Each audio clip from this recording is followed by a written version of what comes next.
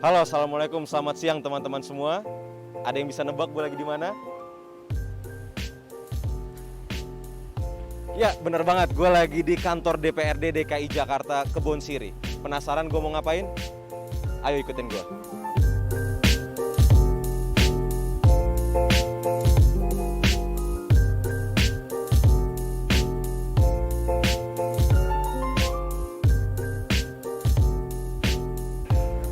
Selamat siang, Bapak.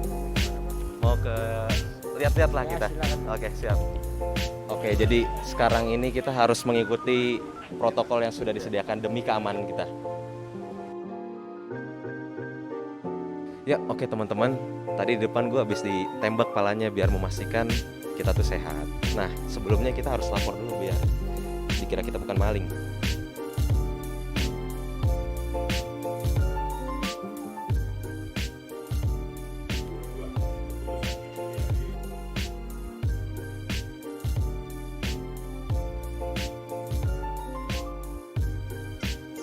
Oke guys, kita sekarang udah nyampe. Oh iya, gue lupa. Lu belum pada ngeliat gue kan? Nah, jadi karena ini konten pertama, biar kenal dulu. Kita udah nyampe di sini guys. Ruang Wakil Ketua Dewan. Menarik. Ayo kita masuk. Assalamualaikum Pak. Waalaikumsalam. Iya, mohon izin. Saya ingin menghadap Ibu Pimpinan. Apakah sudah membuat jadwal terlebih dahulu? Sudah Pak. Saya cek terlebih dahulu. Oke. Assalamualaikum Kak. Waalaikumsalam. Izin masuk boleh? Boleh banget, ayo Boleh dong, banget. silakan. Ya, kayaknya kita sebelum ngobrol-ngobrol kita lihat-lihat dulu ruangannya ini. Boleh Masya banget. Allah ini Kak, kita boleh tour dulu nggak ini? Oh, boleh banget, silakan. Apa Kak, jelasin Kak, ini tuh apa sebenarnya? Oh, ini jadi alhamdulillah kemarin kan aku dapat amanah nih dari warga Jakarta Timur, kepilih jadi anggota dewan dan setelah proses di partai dipilih jadi pimpinan. Masya Allah, luar biasa. Nah, jadi banget ini di ruang pimpinan memang ruangannya agak lebih besar dibandingin dewan yang Lebih anggota nyaman dewan. ya, Lebih lebih nyaman. nyaman. Jadi Oke. ini ada ruang kerja. Ya, lihat-lihat aja. Nah, itu kayaknya gede banget nih Kak, apa tuh Kak? Nah, ini ruang rapat. Ruang Jadi rapat. gini, sebenarnya di ruangan pimpinan itu biasanya kayak plong gitu kan. Oke. Cuman karena aku masih muda, milenial, timnya juga anak-anak muda, jadi pasti banyak rapat kan. Oke. Jadi ini sengaja aku sekat. Biasanya ada tempat untuk istirahat, tapi aku nggak pakai itu. Jadi aku ganti konsepnya jadi ruang untuk meeting. Nah, Oke guys, katanya ini ruangan kerja, katanya. Tapi kan kita nggak tahu di dalam tuh apa aja sih yang dikerjain. Ini sih nampaknya ini udah kayak emang ala-ala milenial gitu, kayak co-working space bahasanya ya. Ya Kak ya? iya dong. Oke, kita masuk boleh? Boleh, silakan. Nah, ini dia gitu.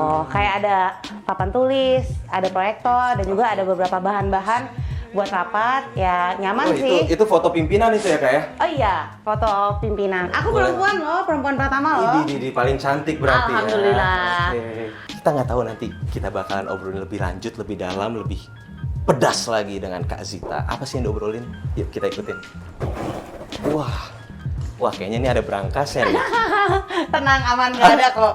Nah, kalau Ini apa lagi nih? ini ruang untuk ketemu sama misalnya ada tamu atau ada konstituen datang, ketemunya di sini supaya lebih Private ya, lebih private. Iya, betul. Ini muka Kak Zita ya, bener Iya. ya? Oke. Jadi supaya lebih nyaman, lebih milenial di setiap ruangan tuh aku pakai wallpaper dan aku kasih quotes. Quotesnya tentunya yang bermanfaat lah. Jadi kalau yang datang tuh kayak bisa sambil baca quotesnya gitu. Boleh. Ini apa nih quotesnya nih? Kita lihat dulu ya. Kunci mendidik anak dengan baik itu hanya satu, yaitu mendidik dengan kasih sayang. Wih, setuju nggak tuh? Setuju sih. Tapi nggak tahu deh. Oke, Kak Zita, kalau Iya. itu apa? Nah, kalau ini meja kerja aku, tapi sebenarnya aku jarang sih duduk di sini. Lebih sering di ruang rapat sama tim Iya. gitu. Ini kayaknya kursinya juga jarang didudukin nih ya. jarang sampai agak-agak berdebu gitu kan. Iya. Komputernya juga guys, menarik. nih. Iya, lihat deh. Kenapa, Saking kenapa? jarang dipakainya, lihat. Ini Wah, masih diplastikin. masih di plastik. Masih diplastikin. Makanya sayang, nggak usah deh ngasih anggota dewan komputer nggak kepake. Karena kebanyakan kita punya laptop sendiri, kayak gini, kayak aku. Dan kebanyakan kan kita kan mobile kan, kerjanya nggak di kantor. Banyak kan di mana-mana. Bisa dilihat. Masih kan, sayang ya. Tadi kita udah jalan-jalan, Iya. kita belum ngobrol-ngobrol nih, Ayo Kak, dong. biar lebih sabi. Yuk. Silakan duduk. Oke. Waduh, kayaknya empuk nih. Kita coba 1, 2, 3. Wah, tidur juga boleh Maaf kok. Kak, jadi nggak sopan ini. Nggak apa-apa, santai. Oh iya, Pak, mohon izin, boleh duduk ya Pak? Pak Amin, Pak Zul. Gimana? Oke, assalamualaikum Kak. Waalaikumsalam. Mau nanya-nanya boleh nih ya? Boleh dong. Oke, jadi tadi kan kita sudah keliling-liling ruangannya nih kayak. Kalau gua ngomongnya aku kamu atau Aku kamu aja lah. aku kamu aja? Nanti baper nih. Oke, kalau aku ngelihat kan ini ruangannya nih cukup besar, cukup nyaman. Kayaknya perjuangan di balik ini juga ya pasti nggak kecil. Iya. Nah, boleh kenalan dulu nggak? Kakak tuh siapa sih sebenarnya? Jadi perkenalkan, nama aku Zita Anjani. Oke. Alhamdulillah dapat amanah dari warga Jakarta Timur sebagai wakil ketua DPRD. Juga dapat amanah dari Partai Amanat Nasional menjadi wakil ketua DPRD DKI. Dan alhamdulillah pertama kali dalam sejarah DKI Jakarta punya pimpinan perempuan. Wih, keren banget. Ini bukan kaleng-kaleng ini. Terus kalau kalau aku boleh nanya nih Iya. Kak, mohon maaf.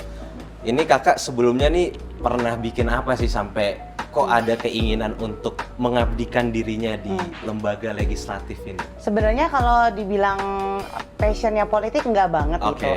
Keluarga politik ya keluarganya politik. Tapi kalau Siapa sih Kak kalau boleh tahu? nggak usah deh. Udah, selesai Nanti deh. cari tahu aja, Saya tuh oke.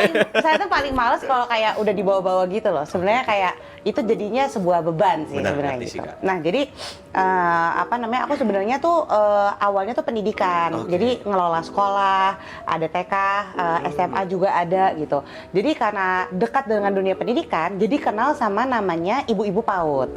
Ibu-ibu Nah PAUD, jadi oke. ibu-ibu PAUD itu adalah guru PAUD yang memang dia itu nggak dapat kesejahteraan Oke. gitu. Jadi ternyata anak-anak kita nih yang usianya 6 tahun ke bawah itu kan sekolahnya belum sekolah formal Benar, kan. benar. Makanya sekolahnya PAUD kan.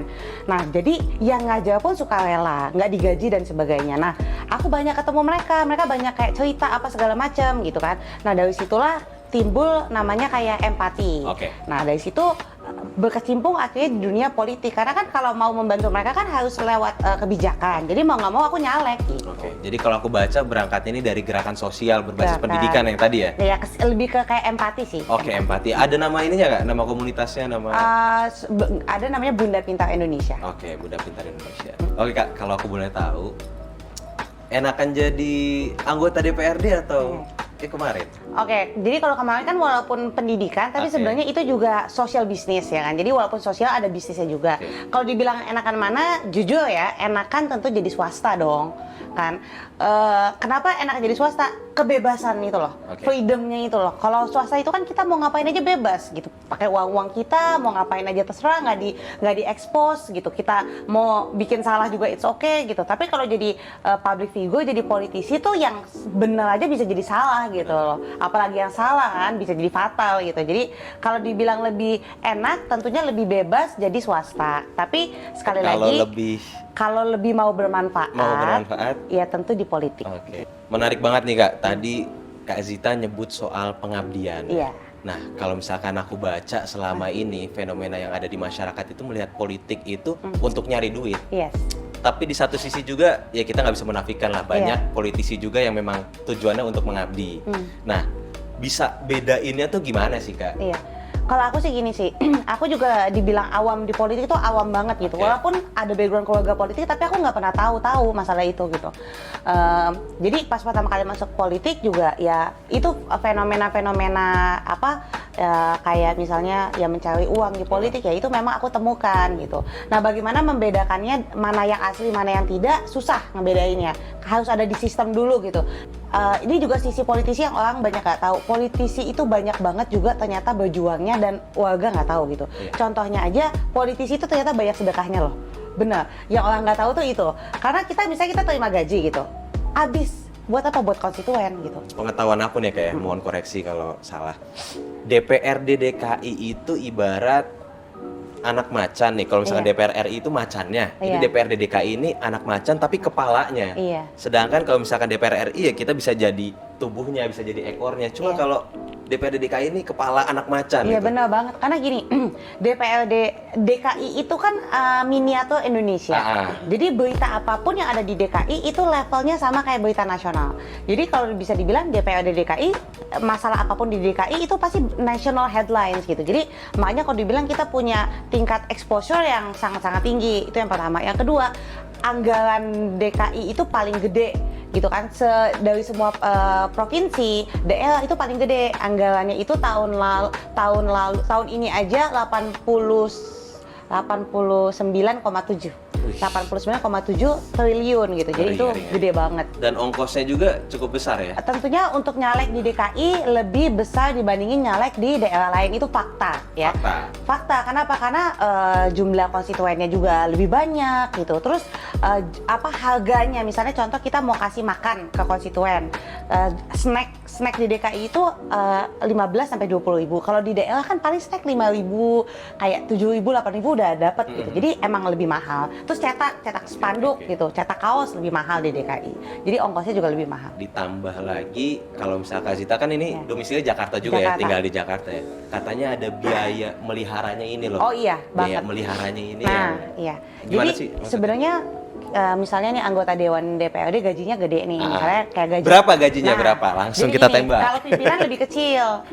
Lebih kecil. Okay. Kalau pimpinan itu terima bersih itu kalau nggak salah, aku nggak pernah ngecek karena tiap bulan ya. Kalau nggak salah itu 90. Tapi dipotong sama partai dulu, karena partai kan kita kan ada kontribusi.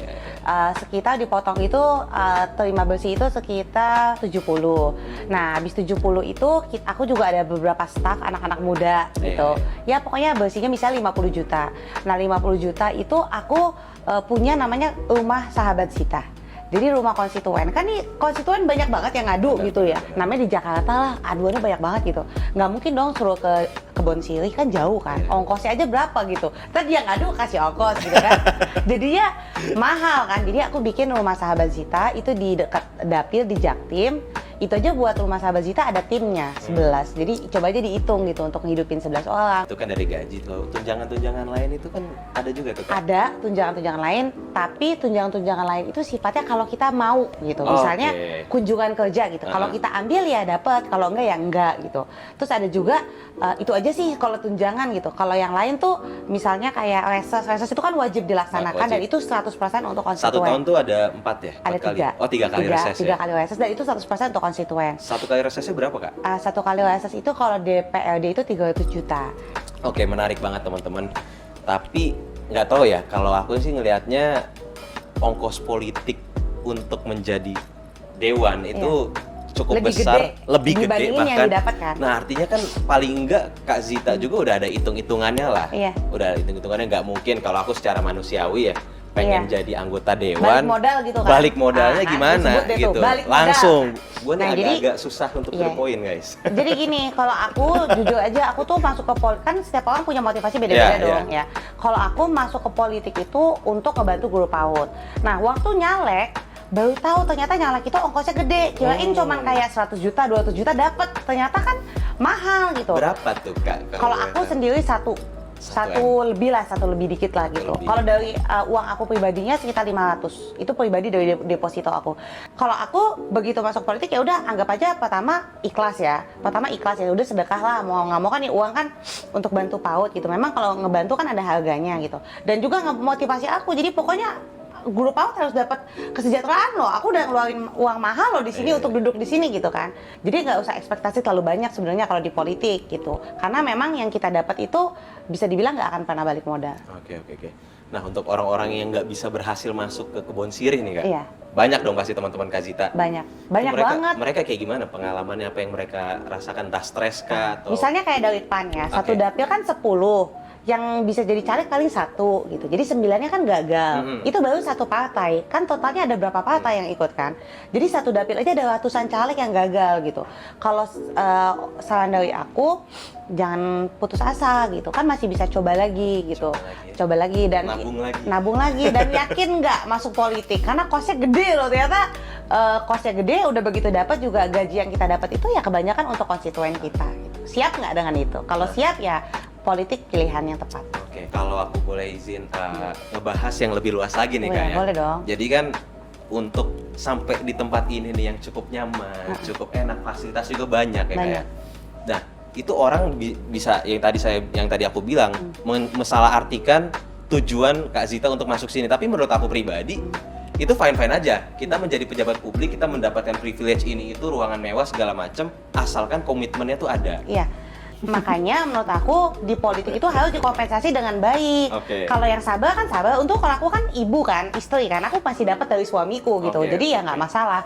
Tapi kalau yang kepala keluarga, bayangin nggak sih, Iya, iya. gitu kan? Dia tentu kan harus mencari sampingan dan sebagainya. Jadi menurut aku namanya pejabat publik itu harus dikompensasi dengan baik oleh negara sehingga dia fokus betul-betul bekerja untuk rakyat. Tapi pertanyaannya beneran kerja apa enggak? Kalau nggak dikompensasi dengan baik, mungkin dia sekalian cawe-cawe. Cawe-cawe. Karena dia butuh kan Oke. untuk kayak keluarganya, Benar, untuk konstituennya gitu. Kalau untuk aku istri gitu, dan aku juga punya bisnis yang masih alhamdulillah jalan walaupun udah aku nggak kelola gitu. Dan dapat juga dari suami gitu kan, jadi ya alhamdulillah banyak lah. Oke, Gitu. kalau aku simpulkan berarti basic needs-nya ini harus tercukupi dulu. Tercukupi, harus dihitung dengan betul deh gitu. Menarik. Tapi ya basic needs ini kan orang-orang beda-beda ya kayak. Ada orang yang berangkat menjadi politisi itu udah punya kemampuan finansial yang cukup. Ya kan ada bisnismen, ada Iya. segala macam. Tapi kita nggak ngerti nih apa yang mereka bawa Iya. gitu loh.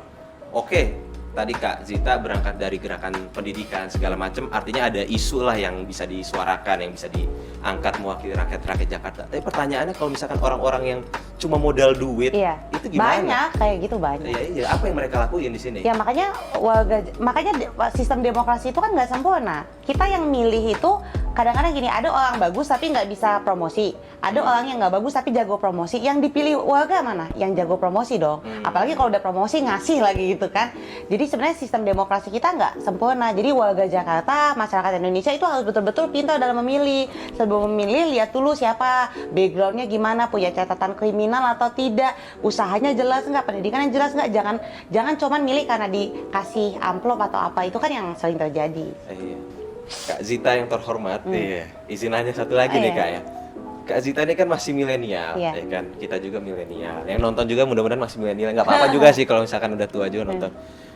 Artinya Kak Zita ini mewakili suara-suara milenial, Iya. terutama di DKI Jakarta. Apa sih yang disuarain? Kak Kalau aku Zita? pengen PAUD gitu. PAUD, Jadi oke. jadi buat ibu-ibu PAUD yang nonton, saya udah maksimal di sini ya. Jadi saya pengen guru PAUD itu di DKI Jakarta itu dapat insentif. Oke. Mereka kan ngajar kan Senin sampai Jumat full, Oke. ya kan? Masa nggak digaji sih gitu?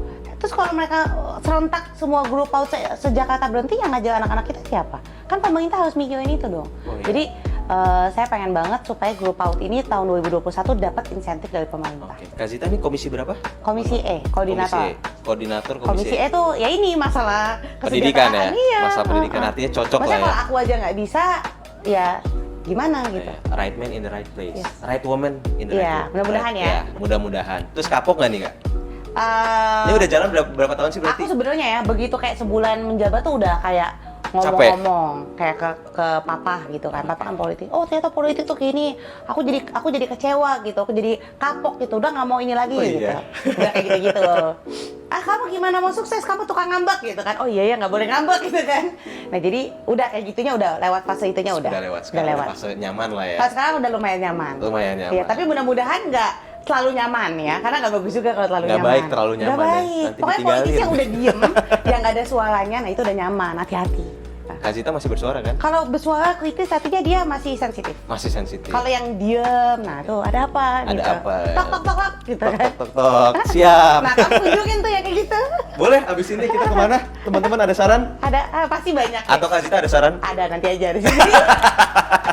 Nih Kak Zita nih sekarang ada di sini ya Kak ya. Hmm. Itu mau nggak mau, suka nggak suka itu ada apa ya? Ada tokoh yang dilihat, Idola. yang diidolakan, salah satunya mungkin orang tua. Hmm. Ya nggak? Paling nggak itu menjadi daya motivasi Kak Zita untuk masuk ke sini. Iya. Apa benar itu? Nggak juga sih, Nggak juga. biasa aja. Artinya orang tua Kak Zita biasa aja? Biasa aja. Biasa aja. Biasa. Nggak ngelihat spesial? Nggak ngelihat apa? Ya kalau buat aku pribadi ya, karena sosok ayah kan. Oh, iya, Tapi itu belum pasti. tentu di mata orang lain spesial. Tapi kalau buat aku pribadi ya tentulah, namanya ayah kan otomatis gitu. Tapi menjadi politisi ini nggak? Politisi apa ya? Andalan Kak Zita lah. Secara pribadi ya, Secara pribadi ya. Oke. Kayak gimana sih orangnya? Pak Zul. Oh, disebut. Orangnya yang banyak orang nggak tahu, salah satu makanya saya tuh sebenarnya nggak suka karena orang pasti karena anaknya kan gitu Iya, kan. nggak apa-apa Sebenarnya sih. nggak, maksudnya orang Itu gitu. karena udah jadi apa ya? Udah Iya. jadi qadarullah, udah Iya, nggak bisa kita. nggak bisa. Heeh. Tapi bukan yang ngebagus-bagusin. Pak Zul itu salah satu orang yang nggak bisa pencitraan. Jadi image-nya nggak begitu, orang tuh nggak begitu kenal. Tapi sebenarnya orangnya tulus banget. Salah satu politisi yang tulus menurut saya. Melakukan sesuatu tuh nggak terlalu diekspos sana, ekspos ini enggak, tapi tulus banget. Oke Kak, ada closing statement mungkin ini untuk pemirsa yang mungkin lebih ke gimana ya? Masuk politik itu nggak usah takut lah atau gimana lah? Buat semua anak-anak milenial nanti di tahun 2024 yang mau masuk ke DPRD DKI, bagus banget gitu. Saya ajak sebanyak-banyaknya anak muda, khususnya warga DKI Jakarta untuk banyak-banyak duduk di DPRD DKI. Jangan takut kalah, jangan takut ini, jangan takut itu. Kalau kalian emang benar-benar pengen pengabdian, pengen membantu banyak warga yang nggak mampu dan sebagainya, ayo masuk politik. Dan jangan lupa masuk ke Partai Amanat Nasional. Yang itu saya kembalikan kepada pemirsa. Punya pilihannya masing-masing. Oke Kak, mohon izin kalau aku bisa simpulkan sedikit. Artinya yang dari kita diskusikan tadi ya, ini juga jadi pemikiran aku pribadi bahwa politik itu sebenarnya bukan semata-mata sebagai tujuan, tapi sebagai tools. Iya. Jadi teman-teman jangan takut untuk masuk politik karena politik nggak semuanya jahat. Justru teman-teman sangat dibutuhkan di politik. Sangat dibutuhkan, benar. Oke teman-teman, jangan lupa di follow Instagram Kak Zita. Zita Anjani. Zita Anjani biar tahu Kak Zita ini pencitraannya kayak gimana sih. Iya. Iya. Oke teman-teman, terima kasih atas waktunya. Semoga bermanfaat. Saya Najmi, pamit undur diri. Assalamualaikum. Assalamualaikum. Produced by Total Politik and powered by haluan.co.